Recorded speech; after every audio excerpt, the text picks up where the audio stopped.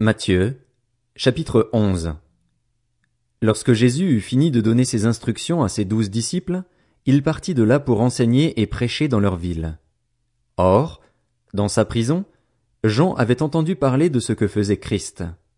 Il envoya 2 de ses disciples lui demander, « Es-tu celui qui doit venir ou devons-nous en attendre un autre ?» Jésus leur répondit, « Allez rapporter à Jean ce que vous entendez et ce que vous voyez. Les aveugles voient, les boiteux marchent, les lépreux sont purifiés, les sourds entendent, les morts ressuscitent et la bonne nouvelle est annoncée aux pauvres.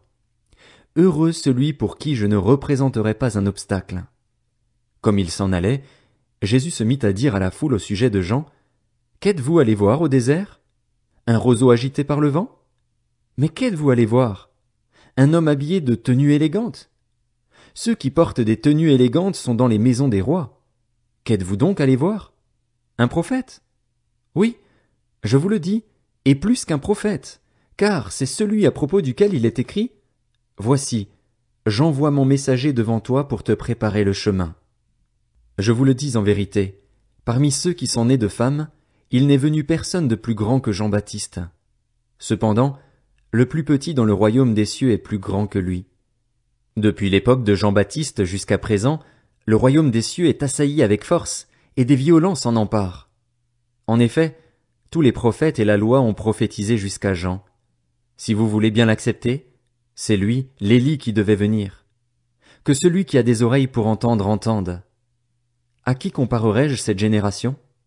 Elle ressemble à des enfants assis sur des places publiques et qui s'adressent à d'autres enfants en disant « Nous vous avons joué de la flûte et vous n'avez pas dansé.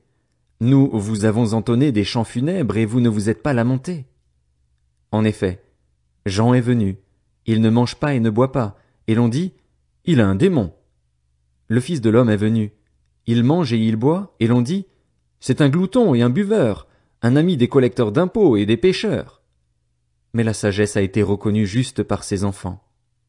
Alors Jésus se mit à faire des reproches aux villes dans lesquelles avaient eu lieu la plupart de ses miracles, parce qu'elles n'avaient pas changé d'attitude.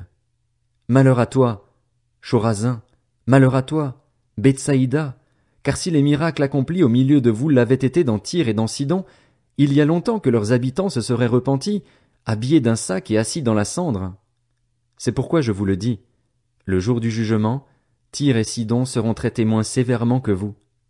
Et toi, Capernaüm, seras-tu élevé jusqu'au ciel? Non. Tu seras abaissé jusqu'au séjour des morts, car si les miracles accomplis au milieu de toi l'avaient été dans Sodome, elles subsisteraient encore aujourd'hui. C'est pourquoi je vous le dis, le jour du jugement, le pays de Sodome sera traité moins sévèrement que toi. À ce moment-là, Jésus prit la parole et dit, « Je te suis reconnaissant, Père, Seigneur du ciel et de la terre, de ce que tu as caché ces choses aux sages et aux intelligents et les as révélées aux enfants. Oui, Père, je te suis reconnaissant car c'est ce que tu as voulu. Mon Père m'a tout donné, et personne ne connaît le Fils, si ce n'est le Père. Personne non plus ne connaît le Père, si ce n'est le Fils et celui à qui le Fils veut le révéler.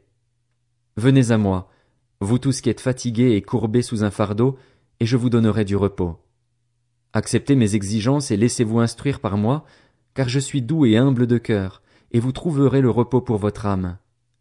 En effet, mes exigences sont bonnes et mon fardeau léger.